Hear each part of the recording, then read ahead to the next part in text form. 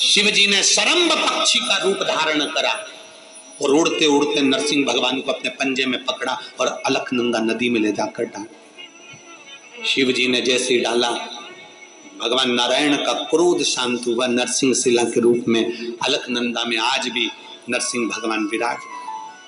आज शिव जी का एक नाम हो गया श्रम्भेश्वर महादेव। जम के बोलो नाम एक बार फिर से बोलो,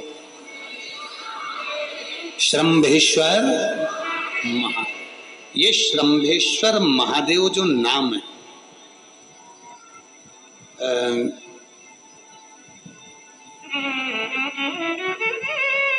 भगवान शंकर ने सारे 33 कोटि देवताओं को अपने अंदर समाहित कर कर ये रूप रखा था श्रम्भ पक्षी।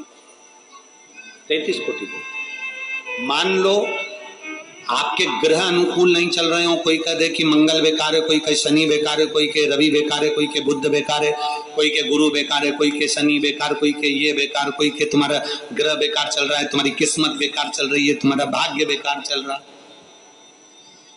तो पहले तो जो तुमसे कह दे कि तेरा भाग्य बेकार चल रहा है, उसके चरण छू के उसको प्रणाम करके वापिस दे। क्यों? जिसने पृथ्वी पर जन्म दिया, जिसने नेत्र दिए, मुख दिया, हाथ दिए, पांव दिए, पूरा शरीर दिया, सारी इंद्रियां दी, रहने को घर दिया, खाने को अन्न दिया, अगर कोई तुमसे कहे कि तेरा भाग्य बेकार चल रहा है, तो पहले तो उसको प्रणाम कर कर वापिस आ जाओ। एक शब्द में मत सुनो, वापिस आ जाओ। क्योंकि दुनिया में आप सबसे ज्यादा भाग्यशाली हो जो भगवान ने आपको पृथ्वी पर पैदा करा। कुत्ता बना के पैदा नहीं करा, जानवर बनाकर पैदा नहीं करा, झिंगुर और कीट पतंगा बनाकर पैदा नहीं करा, सड़ते हुए कुत्ते के शरीर में इल्ली पड़ जाती है वो बनाकर पैदा नहीं करा, कीड़ा चूहा बनाकर पैदा नहीं करा। मेरे भगवान ने तुम्हें मनुष्य बनाकर पैदा करा है। जितने पृथ्वी पर मानव पैदा होते हैं ये अपने आप में भाग्यशाली होते हैं, कोई अभागा पैदा नहीं होता। कोई तुमसे कह दे तेरा भाग्य बेकार चल रहा है, तेरी किस्मत बेकार चल रही है, उसके पांव पड़ो, वहां से निकल लो, अपनी पत्रिका लपेटो और वापिस आ जाओ जन्म पत्रिका लेकर। भाग्य तुम्हारा बेकार नहीं है, तुम्हारी किस्मत बेकार नहीं है।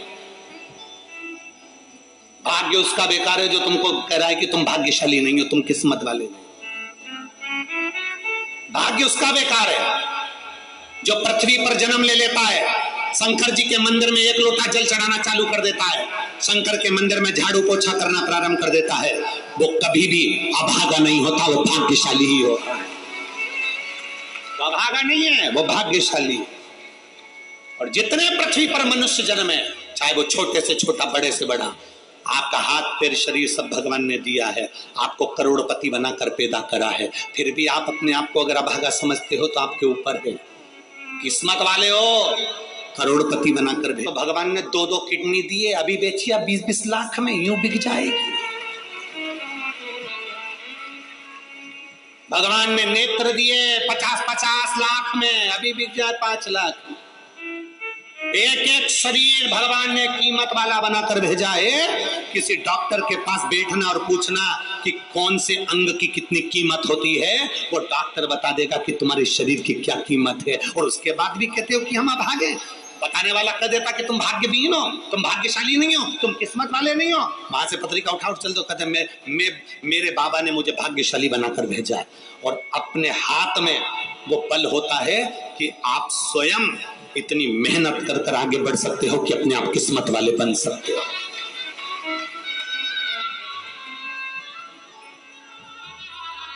अपने आप। और हम तो बाबा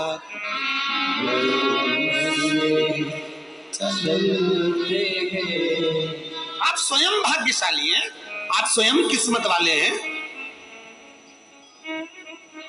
कोई कैसे कहते तुमको कि तुम अभागे हो? ना ना, हमारे बराबर भाग्य नहीं है किसी का।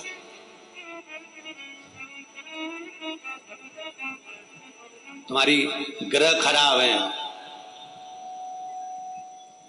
तुम्हारे ग्रह खराब है। शंभेश्वर महादेव का नाम 7 कनेर के पुष्प, कितने? 7 कनेर मालूम है? ये रोड पर जो जाते हो डिवाइडर में पीला पीला फूल लंबा, जो कि पशु पक्षी कोई नहीं खाता, जहरीला फूल माना जाता है, कनेर के 7 फूल, एक बेलपत्र।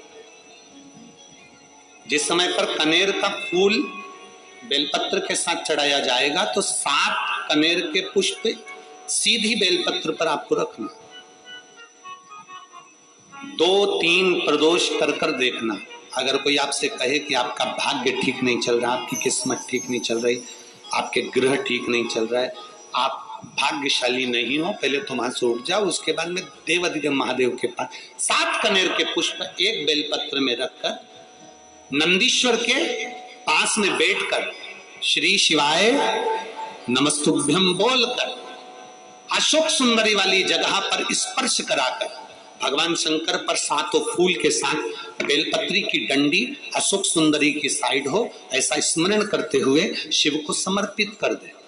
वही बेलपत्री 5 बार नमः शिवाय या पंचाक्षर मंत्र, षडाक्षर मंत्र या श्री शिवाय नमस्तुभ्यम बोलकर वही बेलपत्री 3 प्रदोष, 4 प्रदोष, 5 प्रदोष, 2 प्रदोष, जितने प्रदोष आप चढ़ा रहे हैं प्रदोष काल में, वो बेलपत्री लाकर अपने कक्ष में अपने पूजन वाले स्थान पर रखते जाओ। एक बेलपत्री एक प्रदोष पर लाओगे, अगला प्रदोष आएगा, कितना अंतर पड़ता है आपके भाग्य बदलने में, आपको खुद मालूम पड़ जाएगा कि आपकी किस्मत कैसे बदल गई। मेहनत आपको करना है, परिश्रम आपको करना है, लगन आपको लगाना है, और बेलपत्री और कनेर का पुष्प शिव को चालू करो प्रदोष चढ़ाना। और जब प्रदोष चढ़ाओगे तो अगस्त के महीने की जो प्रदोष आएगी 17 अगस्त को, तब तुम सीओर जो कावड़ भरने के लिए आओगे सरी, तब एक प्रदोष पे यहाँ पे भी चढ़ा ले, चढ़ाओ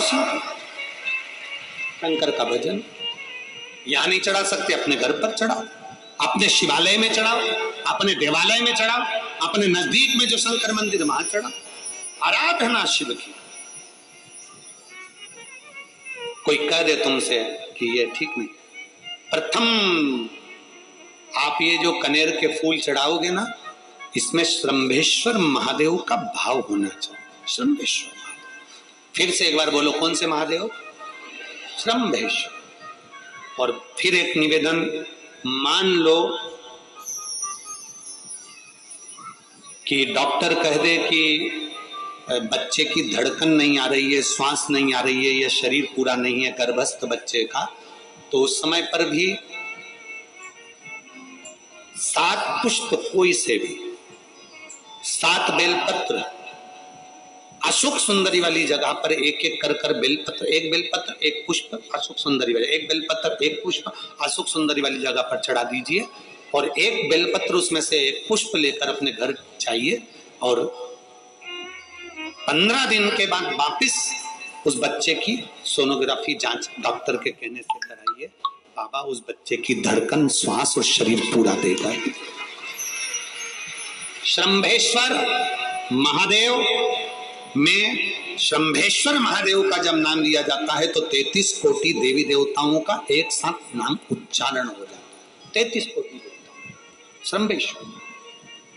बोल शंभेश्वर महादेव की जय। शंभेश्वर भगवान का स्मरण किया है, आगे वर्णन आया।